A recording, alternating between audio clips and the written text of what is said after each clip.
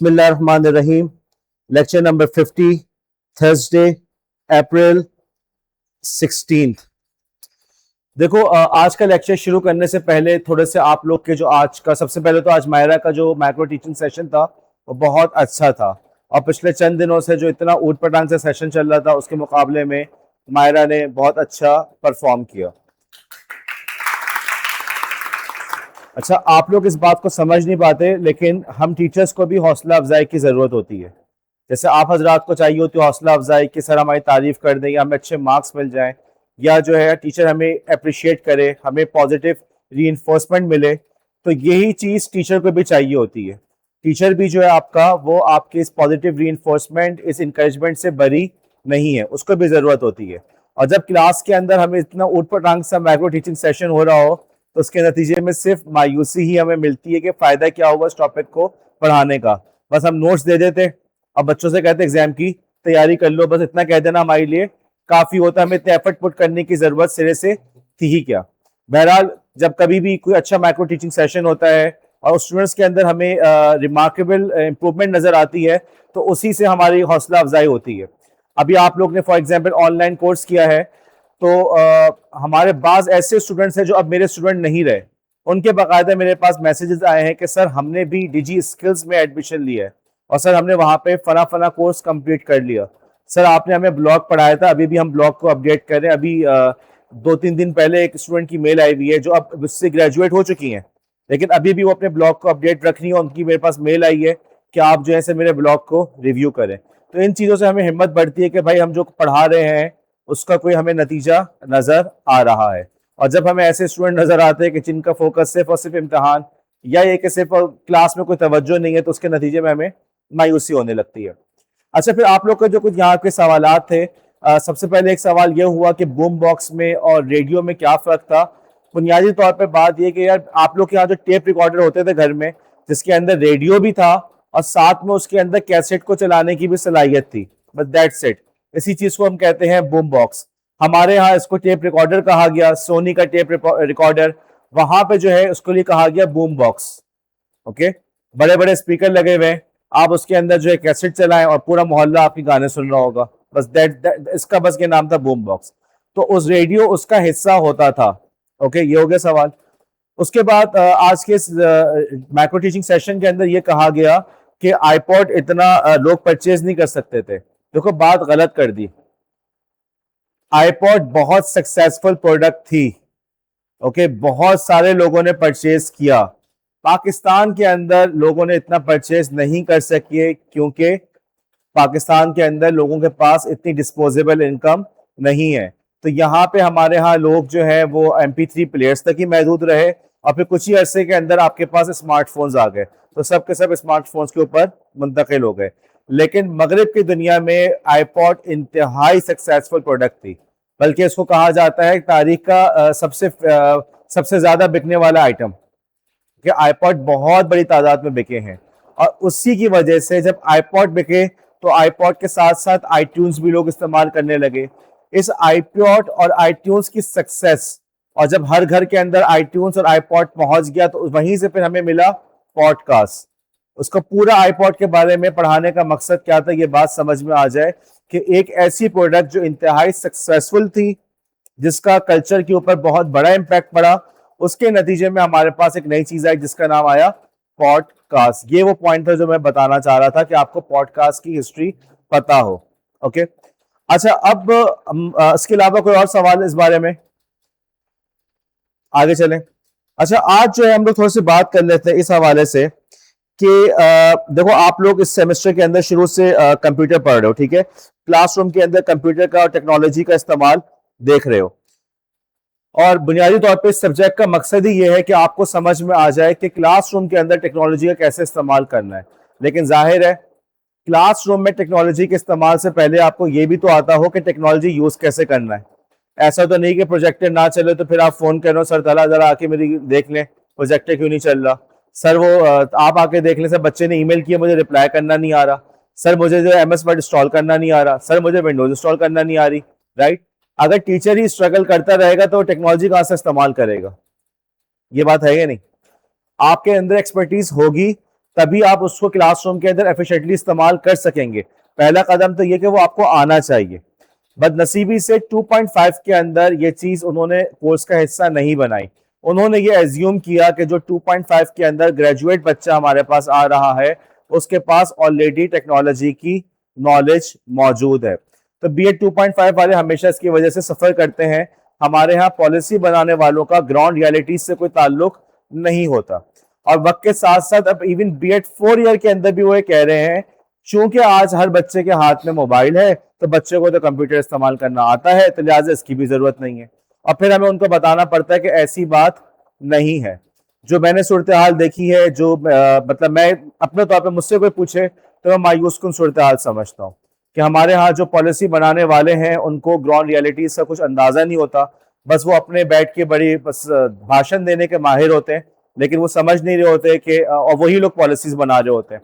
और जो हम लोग जब तमाम चीज़ों को फेस कर रहे होते हैं, हमारे अपना फीडबैक मनवाने के लिए भी बहुत ज़्यादा स्ट्रगल करनी पड़ती है और इवेंचुअली आप थक जाते हैं। किस किस बात पे आप फाइट करेंगे। बहरहाल जो लोग पॉलिसी बना रहे हैं वो जाने, उनका काम जाने। कि आपका काम है कि आप इस बात को हमेशा ध्यान में रखें कि ये मेरा काम है कि अपने स्किल्स को में इजाफा करूं। मैं जो ये सोच के ना बैठ जाऊं कि जो मेरी डिग्री है वो काफ़ी होगी। देखो, जब आप जॉब मार्केट में एंटर होगे, सबसे पहली बात, इस वक्त हर स्कूल के अंदर, हर अच्छे स्कूल के अंदर LMS इस्तेमाल हो रहा है। हर अच्छा स्कूल आपसे एक्सपेक्ट कर रहा है कि आप पेपर वर्ड पे बना के देंगे। ओके, वो हाथ वाला जमाना चला गया। हर अच्छा स्कूल आपसे एक्सपेक्ट कर रहा है कि आपकी वर्कशीट्स बड़ी इंटरेस्टिंग होगी। अब आपके लिए जरूरी है कि आपको कैनवा आता हो, MS वर्ड आता हो, कंप्यूटर का अच्छा इस्तेमाल आता हो, बच्चों से आप कोऑर्डिनेट कर सकें। ओके, अगर आप किसी के ऐसे स्कूल में जाते हैं तो वहां पे आप सरवाइव कैसे कर पाएंगे।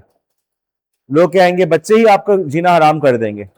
ओके, आपको ये बात पता है कि क्लास के अंदर बच्चों को जब टीचर के अंदर वीकनेस नजर आती है तो टीचर क्लास के ऊपर कंट्रोल नहीं कर पाता। ये बात है या नहीं। अच्छा, फिर दूसरा मसला एक और, आपके अपने बच्चे घर में, अगर आपको ये ना पता हो कि आपके बच्चे क्या कर रहे हैं तो आप समझते हैं कि आप बच्चों को सही से गाइड कर पाएंगे। क्या आपके और बच्चों के दरमियान एक गैप नहीं बढ़ जाएगा। वो कहेंगे अम्मी को या अब्बू को तो कुछ पता ही नहीं होता, और छुप छुपा के बहुत सारे काम करेंगे। तो कुछ काम गलत भी हो सकते हैं, कुछ काम सही भी हो सकते हैं। आपको कैसे पता चलेगा। पहले क्या होता था, वालिदैन क्या समझाते थे, बेटा स्कूल जाके अच्छे बच्चों से दोस्ती रखना। बेटा तुम स्कूल में किस किस के साथ बैठते हो, तुम्हारा दोस्त घर पे आ रहा, अच्छा मुझे भी मिलवाना। ऐसा है कि नहीं, राइट। और अगर एक और बात कहूँ कि वालिदैन को फिक्र होती थी कि बच्चे घर से ना भाग जाएं, भाग के शादी ना कर लें। अब क्या हो रहा है, बैठे बैठे मोबाइल पे क्या कुछ हो जाता है। ऐसा है कि नहीं, राइट। अच्छा, आपने बच्चों को हाथ में मोबाइल दे दिया कि बेटा ठीक है तो मोबाइल पे ना जरा सा वो कार्टून शो देख लो। दूसरा क्लिप आपने एक चला के दे दिया, उसके बाद दूसरा शुरू हुआ। दूसरा शुरू हुआ तो उससे पहले इश्तिहार आ रहा है। इश्तिहार के अंदर कोई उटपटांग बात हो सकती है, आप लोग ये बात अच्छी तरह से पता है। वो इश्तिहार दिखाते वक्त ये नहीं देखते दिखाना भी चाहिए नहीं दिखाना चाहिए, वो दिखा देता है, फिर क्या होगा। तो इस तरह से हमारे जिंदगी के अंदर बहुत सारे चेंजेस आते चले जा रहे हैं, जिसके लिए आपके लिए जरूरी हो गया है कि आपके अंदर ICT की कॉम्पिटेंसी हो, इंफॉर्मेशन और कम्युनिकेशन टेक्नोलॉजी को इस्तेमाल करने की आपके अंदर सलाहियत हो। ना सिर्फ ये कि एक बेयर मिनिमम सलाहियत हो, बल्कि उससे एक कदम आगे जाके कॉम्पिटेंट सलाहियत हो। लोग कह सके जी इनको कंप्यूटर का, इनको कम्युनिकेशन टेक्नोलॉजीज का, इंफॉर्मेशन टेक्नोलॉजीज का बखूबी इल्म है। अब आप एक बात का अंदाजा लगाएं, आप लोग स्कूल वगैरह का जमाना था, बच्चे तंग करते थे, राइट। और बच्चे अभी भी आके कहते हैं कि स्कूल में फलाने मेरा मजाक उड़ाया, फलाने ऐसा किया।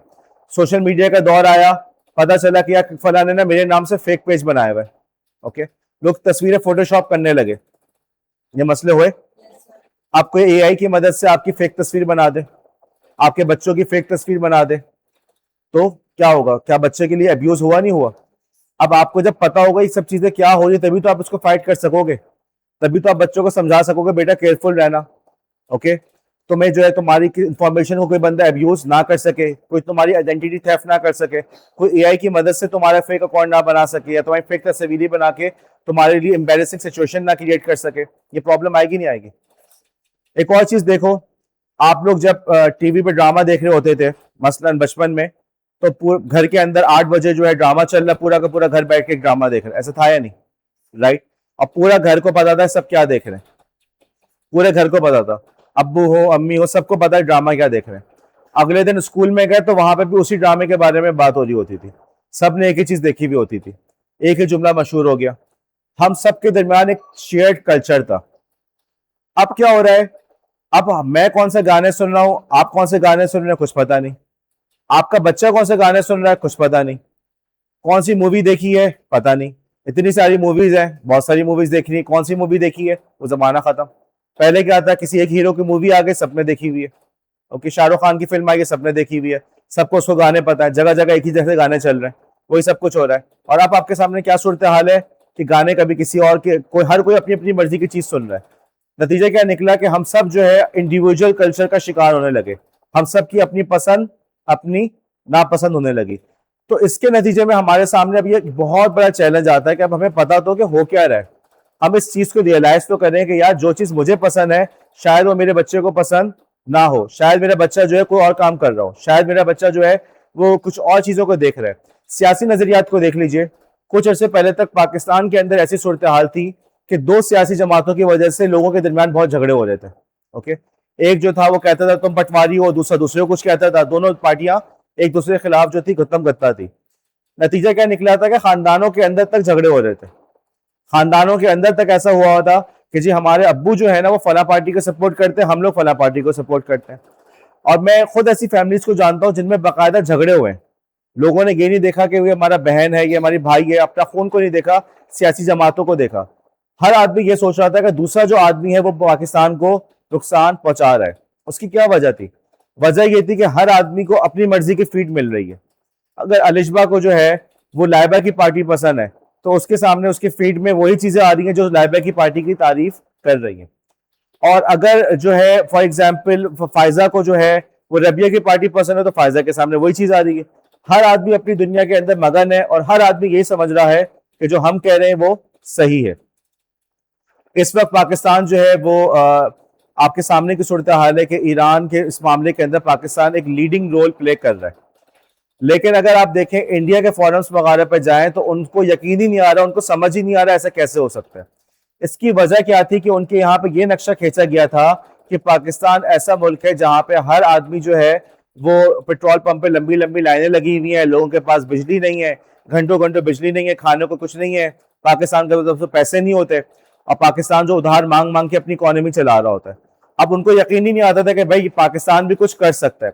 इसकी वजह क्या थी कि उनके यहाँ पे जो माहौल बनाया गया वो ऐसा था जिसके अंदर पाकिस्तान के खिलाफ बात की गई थी।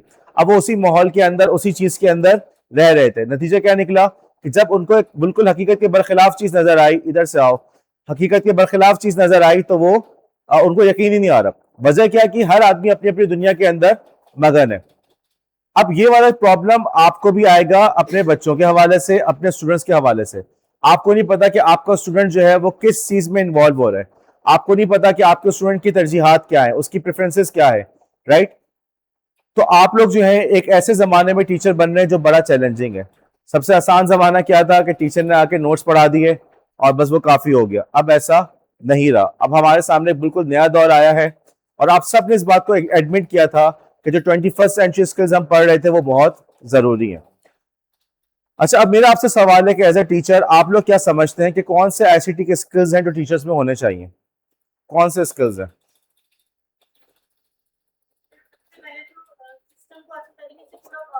सिस्टम से क्या मुराद है? ओके, समरीन ने कहा कि कंप्यूटर सिस्टम को ऑपरेट करना आना चाहिए। ठीक है, कि अच्छा पॉइंट है। ओके ओके, उसके बाद अलिशबा दोबारा बोलो। ओके, लेक्चर रिकॉर्ड करना आना चाहिए। ठीक है, चले ये हो गया। लेकिन ये समरीन की बात से मिलती जुलती बात है, इवन तलत की बात की नॉलेज होनी चाहिए। बात वही है कि कंप्यूटर का, टेक्नोलॉजी का अच्छा इस्तेमाल आना चाहिए। ठीक है, और कुछ शगुफ्ता? चलो, ऑनलाइन क्लासेस आनी चाहिए। आगे बोलो।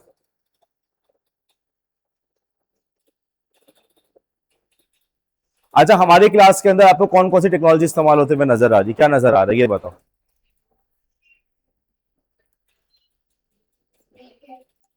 अच्छा, मजा नहीं आ रहा। ऐसा करो, हया नॉट हया, रमशा बोर्ड पर आओ।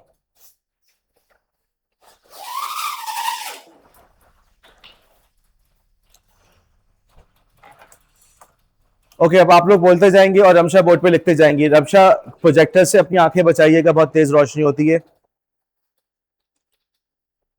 अब ये बात भी पता होनी चाहिए भाई, प्रोजेक्टर जो है उससे बहुत तेज रोशनी निकल रही होती है, उससे अपनी आंखों को प्रोटेक्ट करना चाहिए, नंबर 1। इसी तरीके से एक और बात, प्रोजेक्टर है, लेजर प्रिंटर है, ये बहुत ज्यादा गर्म हो जाता है, ओके। इसीलिए अमूमन जहाँ पे इस्तेमाल किया जाता है वहां पे एयर एनवायरनमेंट रखने की कोशिश की जाती है, ओके। और बताओ, चलो एक चीज तो हो गई, हमें कंप्यूटर का इस्तेमाल आना चाहिए। बोर्ड साफ कर दे दी, अब उधर उधर पड़ा हुआ राइट पे, आपके लेफ्ट पे, सॉरी, ओके। हया, क्या पॉइंट है आपका? चलो प्रोजेक्टर इस्तेमाल करना चाहिए। और बताओ, रीकैप, वो कह रही है रीकैप या माइक्रो टीचिंग सेशन जो है वो होना चाहिए, लेकिन क्या रीकैप का माइक्रो टीचिंग सेशन के टेक्नोलॉजी से कोई ताल्लुक है? और बताओ, प्रोजेक्टर हो गया, इसके अलावा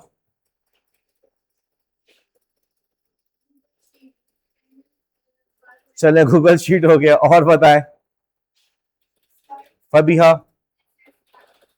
क्या चीज? ओके, गुड, वेबसाइट्स बनाना आना चाहिए। और कुछ? आयशा,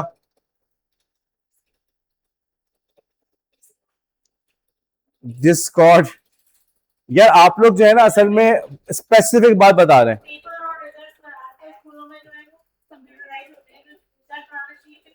आपने कहा क्विज़ेस करवा रहे हैं हम लोग, स्कोर बोर्ड बन रहा है, ठीक है। क्विज़ेस का क्या, क्विज़ेस का मकसद क्या है, क्या चीज है क्विज़ेस? असेसमेंट हो रही है, तो हम ये कह सकते हैं, क्या ये नहीं कह सकते कि टेक्नोलॉजी की मदद से असेसमेंट करना आनी चाहिए? देखो दोनों बातों में फर्क हुआ नहीं हुआ? तुम लोग क्या कर रहे हो, तुम लोग बिल्कुल स्पेसिफिक बात कर रहे हो, डिस्कॉर्ड आना चाहिए। तो अगर मतलब डिस्कॉर्ड आना चाहिए तो क्या स्लैक नहीं आना चाहिए, रॉकेट चैट नहीं आना चाहिए? थोड़ा सा एक लेवल जो है थोड़ा सा उठ के सोचो कि हम बात क्या कर रहे हैं। सिर्फ ये कहते ना सर क्विज आने चाहिए, नहीं, अगली बात सोचो, क्विज का मकसद क्या था? असेसमेंट करना। टेक्नोलॉजी की मदद से असेसमेंट करना आनी चाहिए, ये लिखो, अब ये पॉइंट बनता है, टेक्नोलॉजी की मदद से आपको असेसमेंट करना आनी चाहिए। और बताओ, अब इस लिहाज से मुझे बताओ, डिस्कॉर्ड कौन कह रहा था? आयशा ने कहा था डिस्कॉर्ड। अब बताओ डिस्कॉर्ड का मकसद क्या है? डिस्कॉर्ड का मकसद क्या है? हम डिस्कॉर्ड किस लिए इस्तेमाल कर रहे हैं? मुझे आवाज नहीं आ रही, किसके लिए? इधर आकर फरोज, किस लिए कर रहे हैं? ओके, आयशा ने कहा कि हम डिस्कॉर्ड को लेक्चर के लिए इस्तेमाल कर रहे हैं। ओके, फायजा आपका क्या ख्याल है, किसके डिस्कॉर्ड किस लिए इस्तेमाल कर रहे हैं?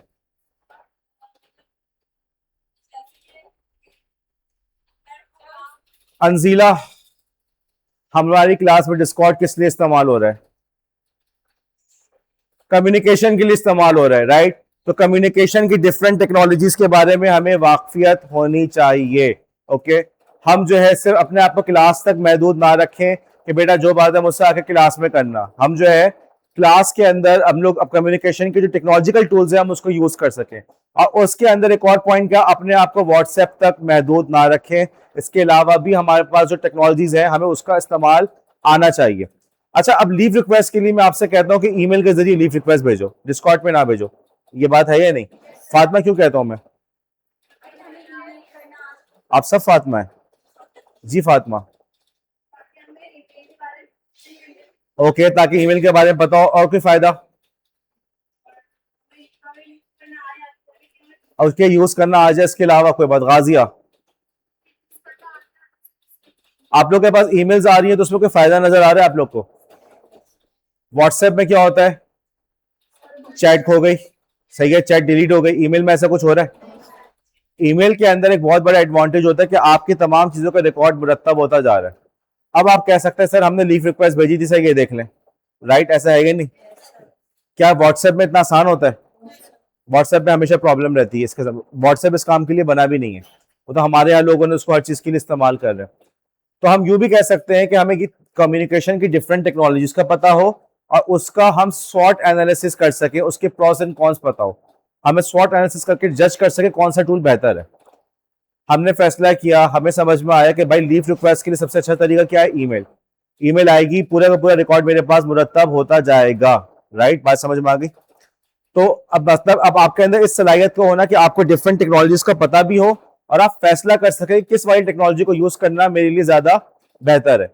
यह बात समझ में आई? अब तुम लोग को अपने जवाब में और मेरे जवाब में फर्क नजर आया? तुम लोग स्पेसिफिक बात, डिस्कॉर्ड, आगे सोचो, एक और बात सोचो, डिस्कॉर्ड किस लिए इस्तेमाल कर रहे हैं, कुछ और सोचो, आगे चल के बात करो, और बताओ। शगुफ्ता, सॉरी, जवेरिया।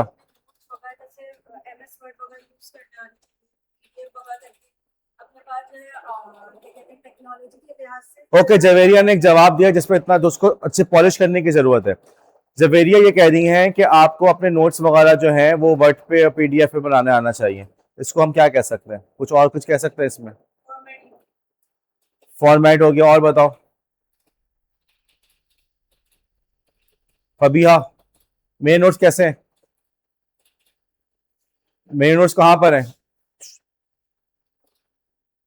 फोटोकॉपी वाले के पास है, किसके पास है मेरे नोट्स? बताओ। मेरा सवाल है, मेरे नोट्स कहाँ पर हैं?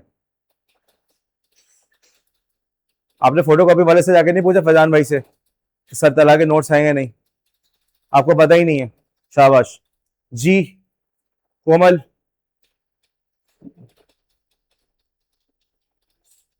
आवाज नहीं आ रही। कोमल, मेरे नोट्स कहाँ पर हैं?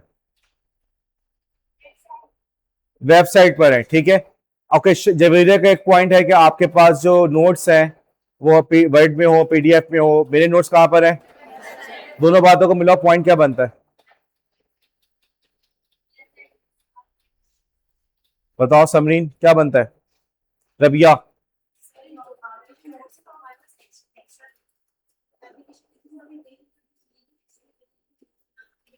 बुशरा, कोई और बात? अभी नोट्स की बात हो रही है। अपने कंटेंट को, अपने स्टडी गाइड्स को आप टेक्नोलॉजी के जरिए से डिलीवर करना आपको आता हो, वो वर्ड तक महदूद नहीं है। आप लोग वर्ड तक, आप उससे एक कदम आगे भी बढ़ सकते हैं।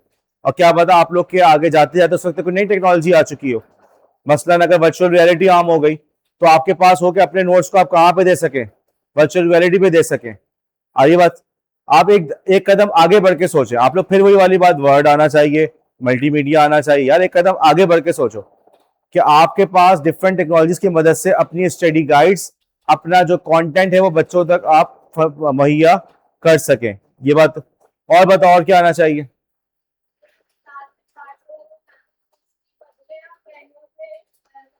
ठीक है। राहत ने कहा, बुशरा ने कहा कि क्लास के अंदर हम चार्ट्स वगैरह बनाते हैं। बुशरा ने कहा मल्टीमीडिया इस्तेमाल कर लें। क्या कहेंगे इस बारे में आप? क्या क्या पॉइंट क्या आएगा आपके ख्याल में?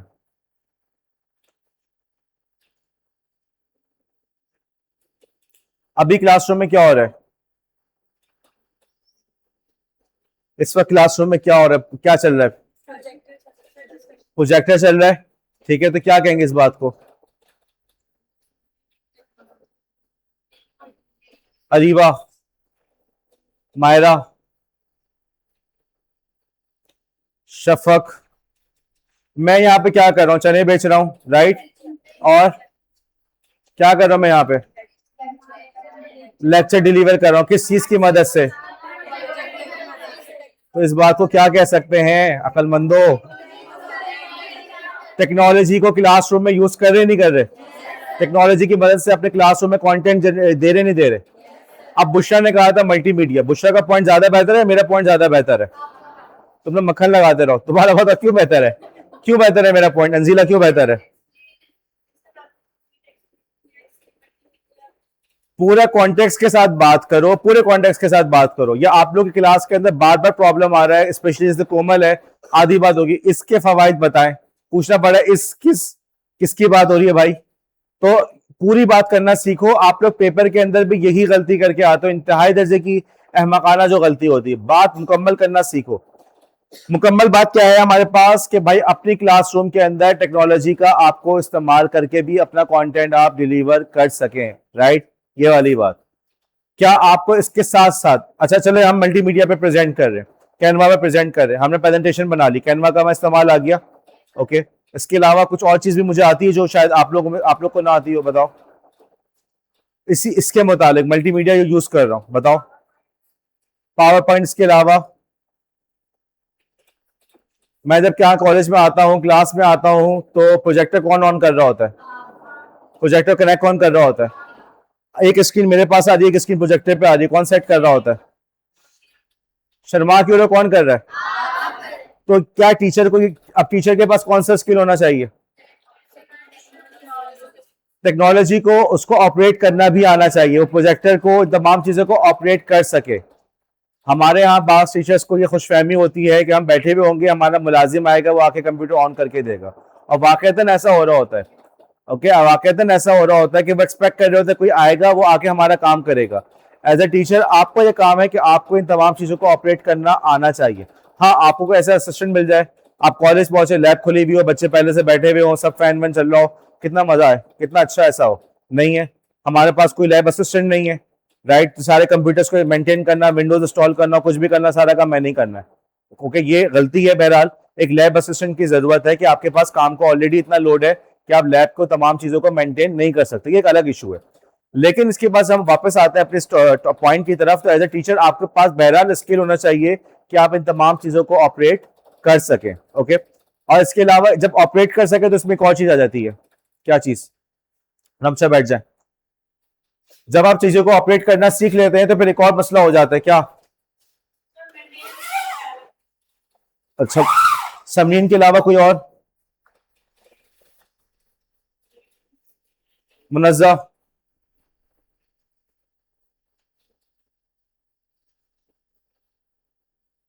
हुमा? जी हुमा, बिल्कुल सही। हुमा का, समीन का पॉइंट बिल्कुल सही कि चीजों को मेंटेन करना भी आपको आता हो, उसको ट्रबल शूट कर सके, उसमें कोई खामी आए तो आप उसको दूर कर सके। कराची यूनिवर्सिटी एग्जामिनेशन के पॉइंट ऑफ व्यू से बहुत इंपॉर्टेंट सवाल है, और इस किस्म के सवाल आते हैं कि आईसीटी कॉम्पिटेंसीज कौन कौन सी हो सकती हैं, किन किन चीजों की जरूरत है। तो बहरहाल, अच्छा, आप लोग जो आंसर दे रहे होते हैं इंतहाई दर्जे का गलत दे रहे होते हैं, ये जवाब मत देना। एमएस वर्ड आना चाहिए, कैनवा आना चाहिए, पावर पॉइंट आना चाहिए, ये तरीकेकार गलत है, इस तरीके से नहीं होता।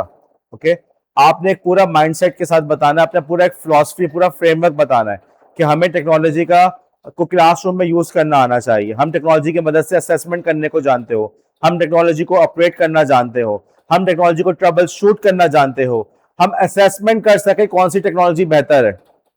मैंने पावर पॉइंट यूज करना है या कैनवा यूज करना है, मैंने वर्ड यूज करना है या मैंने गूगल डॉक्स को यूज करना है, मैंने व्हाट्सएप को यूज करना है या डिस्कॉर्ड को यूज करना है, लीव रिक्वेस्ट के लिए मैंने ईमेल यूज करनी है या व्हाट्सएप का मैसेज यूज करना है। तमाम बातों को आपको बखूबी इल्म होना चाहिए। ओके, अब आपके जवाब में मेरे जवाब में फर्क नजर आ रहा है? देखो, पेपर के अंदर के सवाल आएगा कराची यूनिवर्सिटी के पेपर में, उस वक्त ये वाली अहमकाना हरकत मत करना, एमएस वर्ड आना चाहिए, एक्सेल आना चाहिए, ये बात मैं वाज़ेह तौर पे बता रहा हूँ। ठीक है, अब मैं कुछ आपको बताता हूँ। एक स्किल होगी आपके पास, डिजिटल टूल्स का इफेक्टिवली टीचिंग के अंदर इस्तेमाल आपको आना चाहिए, जिसको हमने अच्छी तरह से डिस्कस कर लिया। दूसरा जो हमारे पास स्किल है कि आपको नॉलेज हो कि किस वक्त कौन सा कब यूज करना है, कैसे यूज करना है, कब यूज करना है, कैसे यूज करना है टेक्नोलॉजी को अपनी क्लासरूम के अंदर, किस मौके पे कौन सी चीज आपके लिए बेहतर है।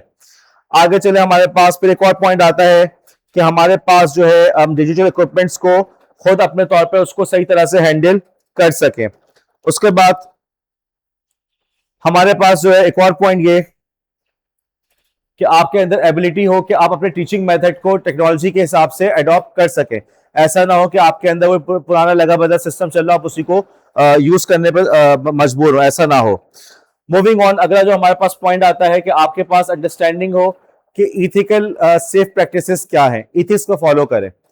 मसलन आपने बच्चों का डेटा लिया है अगर, तो आप या बच्चों की तस्वीरें ली हैं तो तमाम का तमाम डेटा महफूज हो, ऐसा ना हो कि आपके पास से डेटा लीक हो जाए। अगर आप तमाम बच्चों का डेटा अपने पास मेंटेन कर रहे हैं तो ऐसा ना हो कि बच्चों का रिजल्ट आपकी वजह से कहीं पे लीक हो रहा है। अच्छा, इसी तरीके से एक और स्किल जो है हमारे पास, जो कि अब देखो मुझसे गलती हुई है कि मैंने कलर कॉम्बिनेशन ऐसा यूज किया जिसकी वजह से मुझे ये पढ़ा नहीं जा रहा। बहरहाल, कमिटमेंट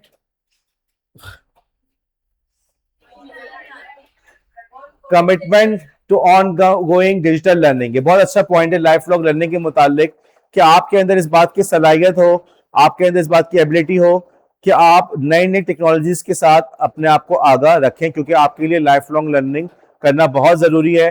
और कंप्यूटर की दुनिया में तो लाइफ लॉन्ग लर्निंग करना आपके लिए मतलब बहुत इसेंशियल है। अगर आप कंप्यूटर की दुनिया के अंदर लाइफ लॉन्ग लर्निंग नहीं कर रहे डिजिटल इस आईसीटी के अंदर, तो आप बहुत जल्द पुराने हो जाएंगे, आउट ऑफ डेट हो जाएंगे। अच्छा, अब इन सब बातों के साथ साथ एक और बात है, आप लोगों ने वो सुना है कि पाकिस्तान को कोई नेशनल टीचिंग स्टैंडर्ड भी है? आप लोग माशाल्लाह बीएड कर रहे हैं और आपके टीचर्स ने आपसे नेशनल टीचिंग स्टैंडर्ड्स की बात की होगी। जैनब, क्या बात की है? खड़े होकर जोर से बोलो। ओके मुनज़्ज़ा,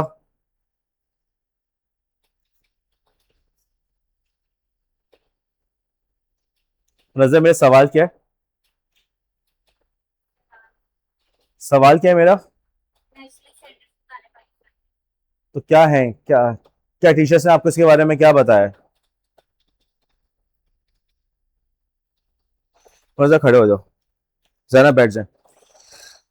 नेशनल पाकिस्तान की हुकूमत रियासत पाकिस्तान ने एक नेशनल टीचिंग स्टैंडर्ड बनाया।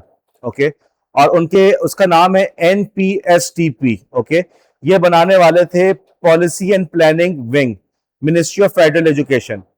मिनिस्ट्री ऑफ फेडरल एजुकेशन ने ये एक कुछ स्टैंडर्ड्स बनाए हैं जो वो कहते हैं कि हमारे टीचर्स के अंदर ये स्टैंडर्ड को मीट करना ज़रूरी है। ये बुनियादी मेयार है जो उसके पास होना चाहिए। मसलन अगर आप सड़क पे गाड़ी चला रहे हैं तो हम ये कहते हैं कि भाई आपकी आईसाइट इतनी होनी चाहिए कि आपको नजर आ रहा हो, ठीक है, आपकी आंखों को चेक होता है।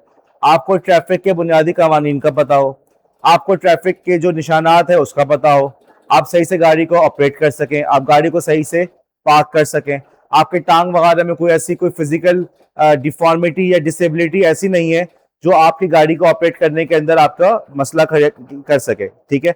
अब ये अलग बात है कि पाकिस्तान के अंदर उसको फॉलो नहीं कर रहा, लेकिन ये बात सही है या नहीं? तो इसी तरीके से पाकिस्तान की रियासत पाकिस्तान ने उनकी जो महकमा तालीम ने एक स्टैंडर्ड बनाया जिसका नाम रखा नेशनल NPSTP, ठीक है, जिसका बुनियादी मकसद ये था कि नेशनल स्टैंडर्ड हो जो कि हमारे तमाम टीचर्स ने उस स्टैंडर्ड को मीट करना जरूरी है।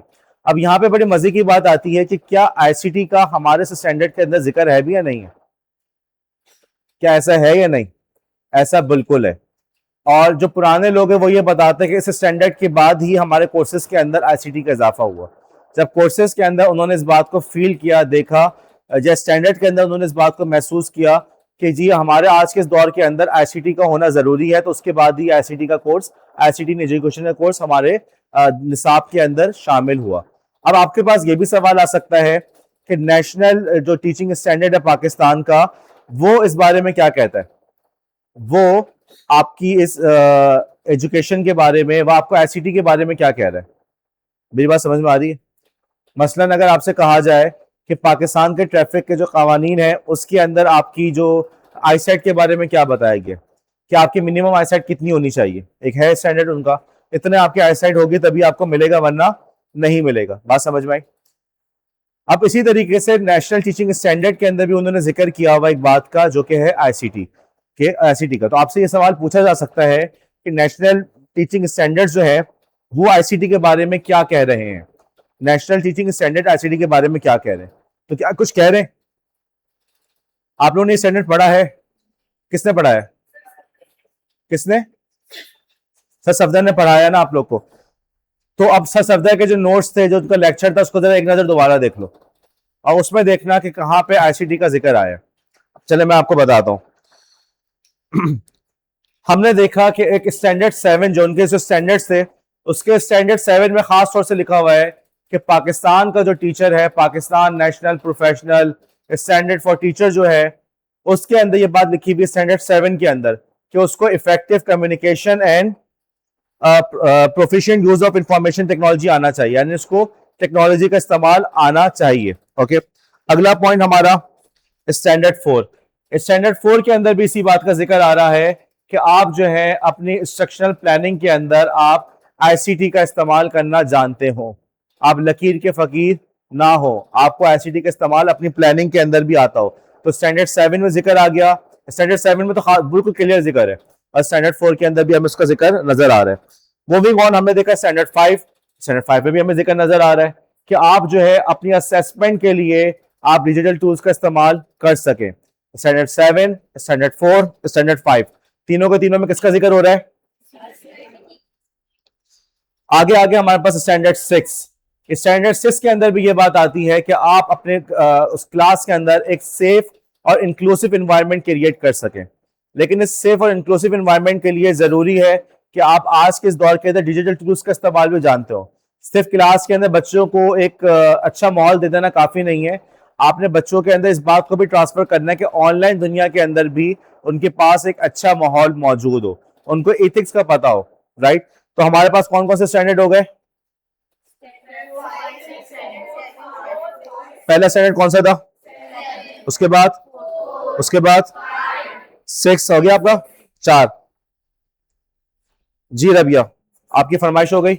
स्टैंडर्ड 9 के अंदर वो बात कह रहा है कि आपका जो टीचर है वो कंटिन्यूअस प्रोफेशनल डेवलपमेंट के ऊपर काम कर रहा हो, और आप इस बात को अच्छी तरह से जानते हैं कि लाइफ लॉन्ग लर्निंग हो, कंटिन्यूअस प्रोफेशनल डेवलपमेंट हो। आज के दौर में उसका सबसे अच्छा टूल कौन सा है आपके पास?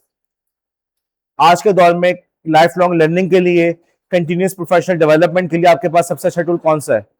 सबसे अच्छी रिसोर्स कौन सी है आपके पास? और कुछ ऑनलाइन के? बस ऑनलाइन दराज भी तो ऑनलाइन है, दराज पे जाके बैठ जाऊं मैं? हाँ,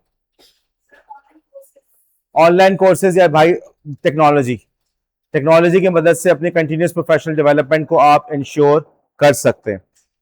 तो आज के लेक्चर के अंदर हमने इस बात को पढ़ा कि हम किस तरह हमारे इस तालीमी निज़ाम के अंदर हमारे अंदर कौन कौन सी ICT के बखूबी इस्तेमाल के लिए कौन कौन सी कॉम्पिटेंसीज का होना ज़रूरी है, और पाकिस्तान का जो नेशनल स्टैंडर्ड है फॉर टीचर्स उसके अंदर इस बारे में क्या बातें कही गई हैं।